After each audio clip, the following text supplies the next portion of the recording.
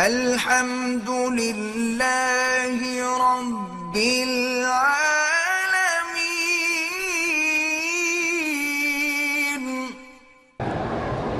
12 ربیع الاول کو کچھ لوگ حلوہ میٹھا یا نمکین بناتے ہیں، بدعت۔ لیکن ایک اصول یاد رکھو، بات کو سمجھا کرو۔ 12 ربیع الاول کو پہلے تو یہ بات ہی صحیح نہیں ہے کہ حضور پیدا ہوئے۔ اب کمپیوٹر کا زمانہ ہے، کوئی آدمی جو کمپیوٹر کا ماہر ہو وہ بیٹھ جائے تو 2000 سال کی تاریخیں بھی نکال سکتا ہے۔ وہ نکالے بھی، آج سے 1400 سال پہلے 12 ربیع الاول کو سوموار کا دن بنتا ہے۔ وہ تو سوموار کا دن ہی نہیں ہے، حضور تو 9 ربیع الاول کو پیدا ہوئے ہیں۔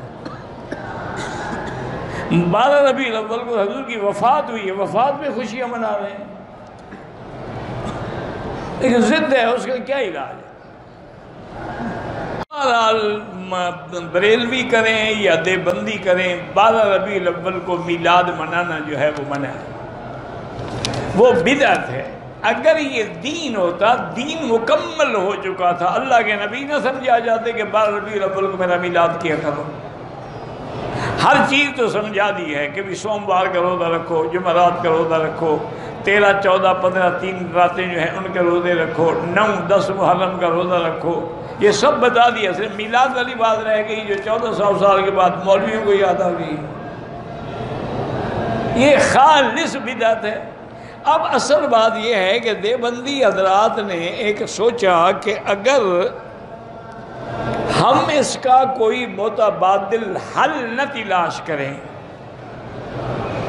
تو لوگ زیادہ سے زیادہ بدعتوں میں مبتلا ہو جائیں۔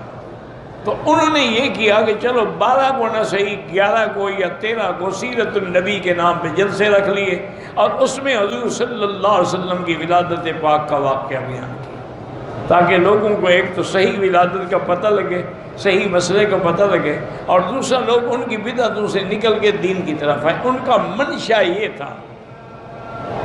اگر یہ منشا نہ ہو، وہ میلاد تو منانے کے قائل ہی نہیں ہیں کسی طرح سے بھی۔ تو بہرحال یہ ہوتا ہے۔